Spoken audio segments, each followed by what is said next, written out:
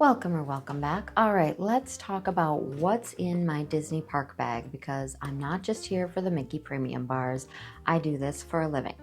I'm a travel agent specializing in Disney, Universal, and cruise vacations, which means I've done all the parks and learned what actually keeps you sane from rope drop to fireworks. If you're heading to Disney and you plan on surviving a full park day without melting, chafing, or losing your mind or your sunglasses, you're going to need a bag that can hang. This trip, I'm using the freshly picked Disney Fanny pack.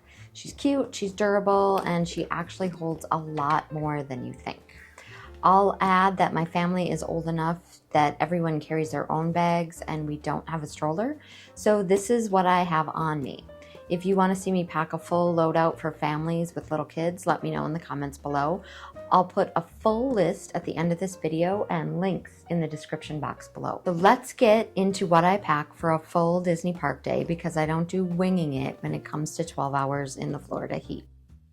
Starting off strong with the poncho.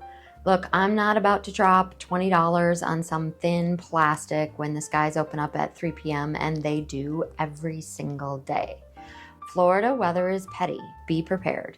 If it looks like it's going to be a rainy day all day, I'll grab a raincoat because ponchos really aren't my favorite choice. Next up is a wallet, which is obvious, but pro tip, skip the huge one. Just ID, credit card or two, maybe a little cash.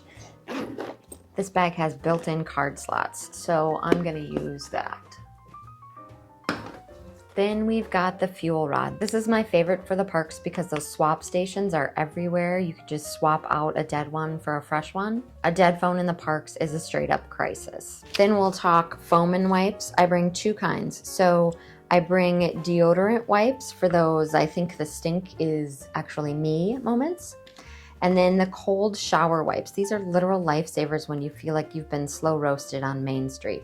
The menthol is very cooling and my teen daughter has assured me that you don't smell like Bengay after using them. Antibacterial wipes because Mickey might be magical, but germs are still real. I like the individually wrapped ones because then I don't have to carry a whole big pack with me. And then these are compressed towels.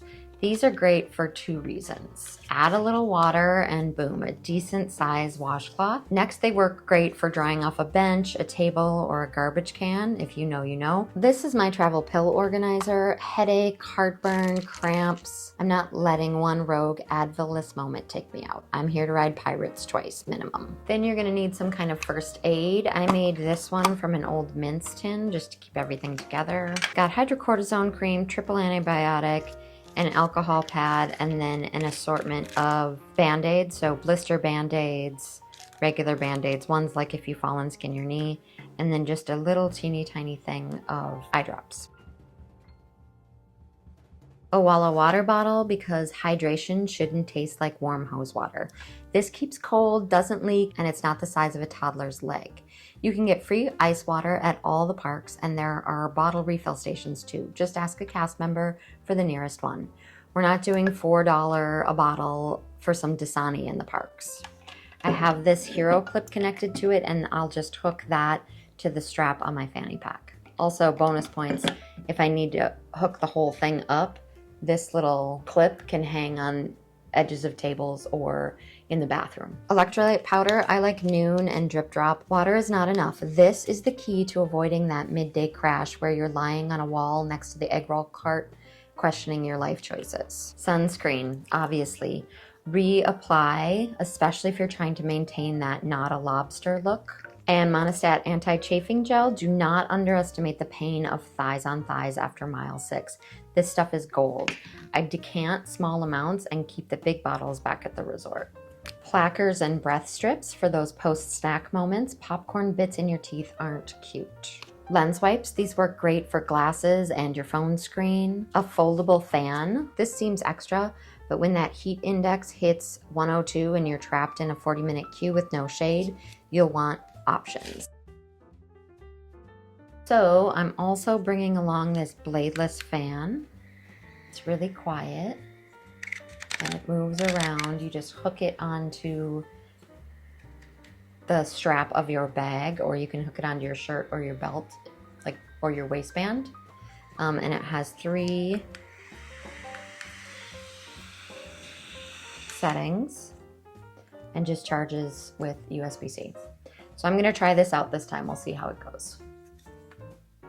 This is a small eyeglass repair kit because if a screw pops out of my glasses, I'm not spending the day blind. Then I have hand sanitizer and lotion. They go together like peas and carrots. Chapstick, be sure to get one with SPF. You really don't want sunburned lips. Then I have a stain wipe because walking and eating is hard. Sometimes sitting and eating is hard. And I have a nail file, a nail clippers, and 2 safety pins just in case.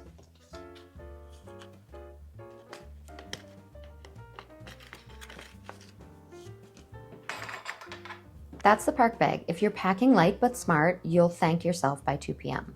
Let me know what you always bring to Disney, and if you've got a holy grail I missed, drop it in the comments.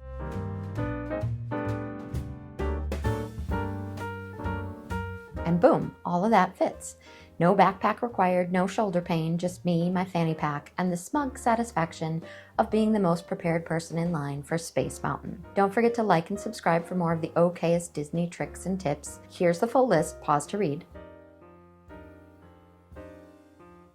And hey, don't forget to hydrate and reapply that sunscreen. Thanks for watching.